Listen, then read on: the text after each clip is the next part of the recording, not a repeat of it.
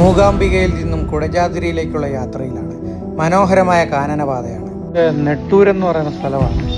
ഈ നെട്ടൂർ വന്നിട്ട് നമ്മൾ ഓഫ് റോഡ് ജീപ്പിലാണ് പോകുന്നത്. ഇതുപോലത്തെ ജീപ്പുണ്ട്. ജീപ്പിൽ കയറി നമുക്ക് മുകളിലോട്ട് വളരെ 2200 രൂപ കൊടുക്കുന്നുണ്ട്. 1 മണിക്കൂർ അങ്ങോട്ട് യാത്രയുണ്ട്. അതുപോലെ തന്നെ 1 മണിക്കൂർ ഇങ്ങോട്ടും യാത്രയുണ്ട്. അവിടെ കുറച്ച് നേരം സ്റ്റേ ചെയ്യും. Kilometre 18 kilometre. ഒരു ചെക്ക് പോസ്റ്റ് ഉണ്ട്. അവിടെ ഒരു 220 രൂപയും പിന്നെ നമ്മുടെ പേരും മൊബൈൽ നമ്പരും ഒക്കെ കൊടുക്കണം. അവിടെ നിന്ന് മുകളിലോട്ട് ഫുള്ള് മണ്ണ് റോഡാണ്. നല്ല ടാസ്ക്കാണ്. നല്ല ഓഫ് റോഡ് വണ്ടി ഉണ്ടെങ്കിൽ മാത്രം കയറി.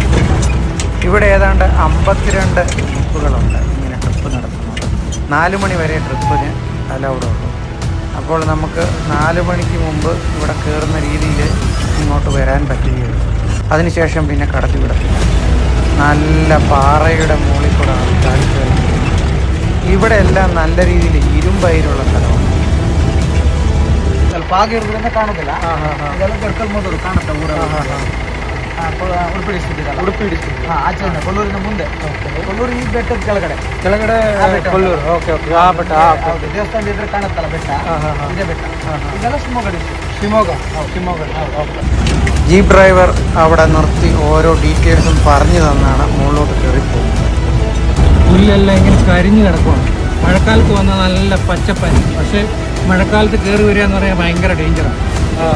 നിത്യഹരിത കാടുകളാണ്. എന്നുവെച്ചാൽ സ്ഥിരം മഴയുള്ള ഏരിയ, നല്ല മഴ ലഭിക്കുന്ന സ്ഥലമായതുകൊണ്ടാണ് നല്ല പച്ചപ്പ്. ആണ് വെസ്റ്റേൺ കാണുന്നത്. അതിൻ്റെ ഒരു പീക്കാണ്. കർണാടകത്തിലെ 2nd പീക്ക് ഏരിയ ആണിത്. നമ്മളങ്ങനെ കുടജാദ്രിയിൽ എത്തിച്ചേർന്നിരിക്കുകയാണ്. ഇവിടുത്തെ ഒരു പാർക്കിംഗ് ഏരിയ ആണ്. അതിലോട്ട് വന്നിരിക്കുകയാണ്. ഇവിടം വരെ വണ്ടി വരികയുള്ളൂ. ഇവിടുന്ന് ഇതാണ് നമ്മുടെ കുടജാദ്രി ക്ഷേത്രം. പഴയ ക്ഷേത്രമാണ്. നമുക്ക് അകത്ത് പോകാം. കുടജാദ്രി ഇങ്ങനെയാണ്. ചുറ്റിനും മലയാണ്. മലയുടെ മുകളിൽ ഇതും ഒരു മലയിലാണ്. അപ്പം ഇവിടെയാണ് ഇരിക്കുന്നത്. വളരെ പുരാതനമായ ക്ഷേത്രമാണ്. കണ്ടില്ലേ? ഇവിടെ കയറി വരണേ തന്നെ വലിയ പാടാണ്. ഇതൊരു ഡിവൈൻ സ്പിരിച്വൽ ടെമ്പിളാണ്. മെഡിറ്റേഷന് വേണ്ടിയാണ് ആളുകൾ കൂടുതൽ ഇവിടേക്ക് വരുന്നത്. വളരെ പുരാതനമായതുകൊണ്ട് കെട്ടിടങ്ങളൊക്കെ ഇടിഞ്ഞു പൊളിഞ്ഞ് ആണ് കിടക്കുന്നത്. എങ്കിലും ഇതിൻ്റെ ആ സ്പിരിച്വാലിറ്റി നഷ്ടപ്പെടാതെ കാത്തു സൂക്ഷിച്ചിട്ടുണ്ട്. വളരെ പഴയതായ, അതുപോലെ ഭക്തജനങ്ങൾ സമർപ്പിച്ച വാളുകളും തൃശൂലങ്ങളും ഒക്കെ അവിടെ സൂക്ഷിച്ചിട്ടുണ്ട്. ഇതൊക്കെ നൂറ്റാണ്ടുകൾ പഴക്കമുള്ളതാണ്. അതുപോലെ ശ്രീദേവി മൂകാസുരനെ വധിച്ച തൃശൂലവും അവിടെ പ്രദർശിപ്പിച്ചിട്ടുണ്ട്. അത് വളരെ വലുതാണ്.